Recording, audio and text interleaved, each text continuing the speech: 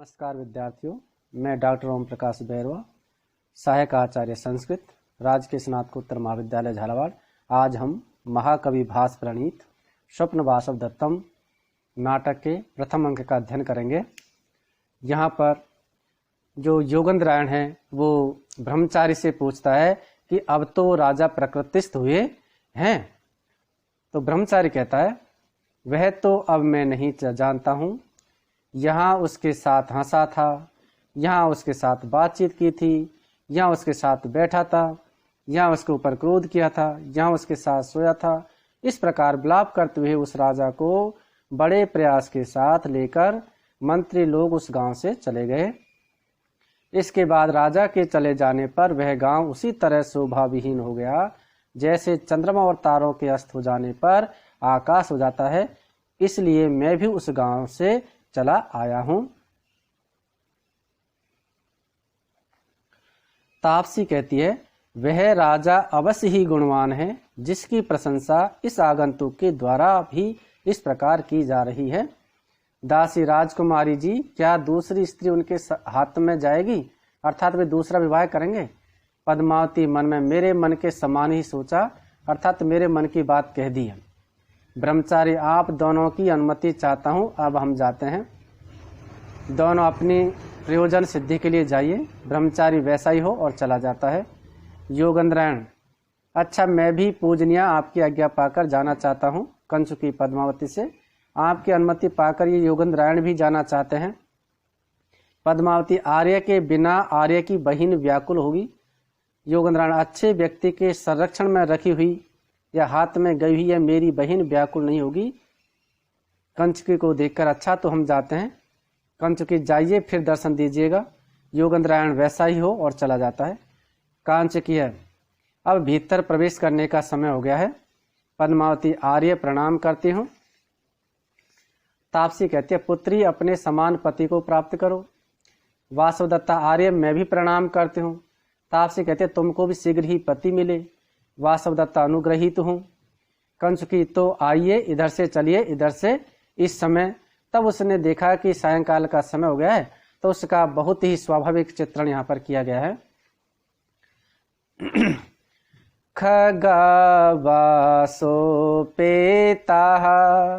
सलिलम विगाढ़ो मुनि जन प्रदीप्तो अग्निर्भाति प्रविचरति धूमो मुनिवनम परिभ्रष्टो दूराते रविरपि च संक्षिप्त किरणो रथम व्यावर्त्यासौ प्रविशति शनैरस्तशिखिरम्।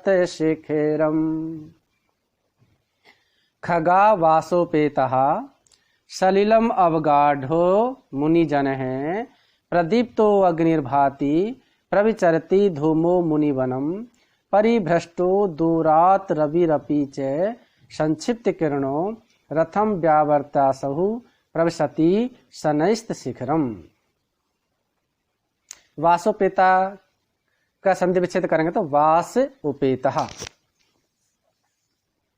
गुण संधि है इसमें। सलिलम अवगाढ़ है, प्रदीप्त है अग्नि ही भाति, परिभ्रष्ट है, दूरात रवि रपि के करेंगे तो दूरात रवि ही अपि, संक्षिप्त किरण है, रथम व्यावर्त असौ प्रविशति शनहि अस्त शिखरम। अब अन्वय देखिए। खगाहा वासोपेतः, खगा यानी पक्षी है वो, वास उपेतः, वास यानी अपने निवास या स्थान पर, घोंसलों में, उपेता यानी प्राप्त हो गए या चले गए हैं, पहुंच गए हैं। सायंकाल का जब समय होता है तो सभी पक्षी अपने घोंसलों में जा करके ठहर जाते हैं, वहां पर पहुंच जाते हैं। तो यहाँ पर भी जब सायंकाल का वर्णन है, जब सायंकाल का समय है तो कंचुकी कहता है देख करके कि सभी जो पक्षी हैं वो अपने आवास में पहुंच गए या अपने घोंसलों में पहुंच गए हैं। मुनि जल है, सलिलम अवगाढ़ है, और मुनि जो लोग हैं, तपस्वी जो लोग हैं, वे सलिलम जल में अवगाढ़ है, प्रवेश कर गए हैं या प्रविष्ट हो गए हैं, अर्थात स्नान करने के लिए नदी में चले गए या नदी के जल में स्नान करने के लिए चले गए हैं। प्रदीप्त है अग्नि ही भाति ही, जलित ही अग्नि यानी आग, भाति यानी चमक रही है। आश्रम में सायंकाल के समय जगह जगह पर हवन आदि के लिए अग्नि जलाई जा रही है और वो चमक रही है। धूम है मुनिवनम प्रविचरती, और धूम यानी धुआं, मुनिवनम यानी जो मुनियों का जो बने अर्थ जो तपोवन है, तपस्या स्थली है, उस तपोवन में प्रविचरती यानी उठ रहा है, फैल रहा है। कहने का अर्थ है कि आश्रम में अग्नि चमक रही है और साथ ही जो तपोवन में जो धुआं भी चारों तरफ फैल रहा है। यज्ञ और हवन के लिए जो अग्नि जलाई गई तो उसमें से धुआं भी, सुगंधित धुआं निकल रहा है। दूरात परिभ्रष्ट संक्षिप्त किरण है, दूरात यानी दूर से, परिभ्रष्ट यानी गिरा हुआ, संक्षिप्त किरण है, संक्षिप्त किरणों वाला, जिसने अपनी समस्त जो किरणें हैं उनको समेट लिया है, ऐसा असो।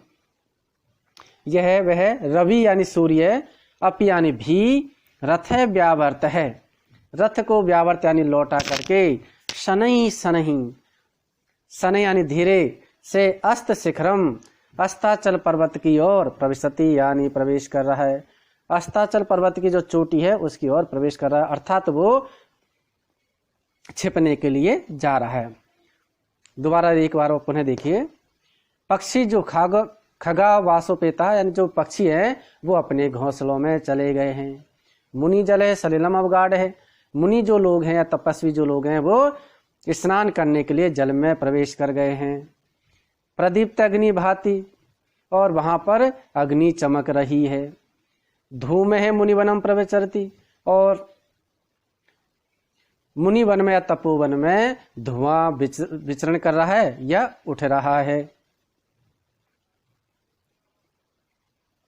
फैल रहा है। दूरात परिभ्रष्ट है, दूर से गिरा हुआ। संक्षिप्त किरण है, जिसकी किरणें संकुचित हो गई है, ऐसा। सूर्य, रवि यानी सूर्य, अप यानी भी, रथम व्यावर्त है, रथ को व्यावर्त लौटा करके, शनही धीरे धीरे, अस्त शिखरम प्रविशति ही, अस्ताचल की चोटी की ओर प्रविशति प्रवेश कर रहा है।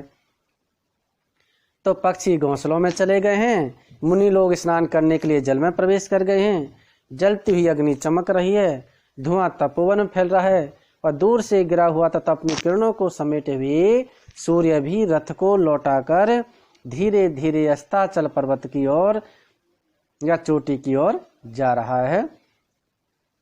इस जो पद्य है इसमें महाकवि भास ने संध्या का अत्यंत सूक्ष्म एवं हृदयग्राही वर्णन सरल, सरस तथा अर्थबोधगम्य भाषा में किया है।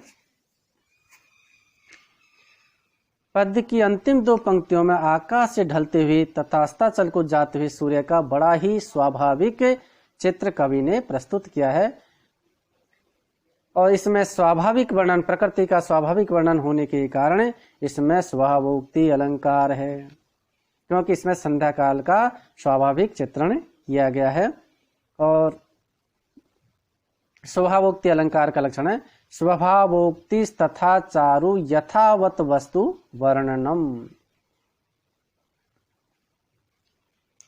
इसमें शिखरणी छंद है, रसौ रुद्रै छिन्ना यमनि सभे लगे शिखरिणी। इति इस प्रकार से प्रथमो अंक है, प्रथम अंक होता है,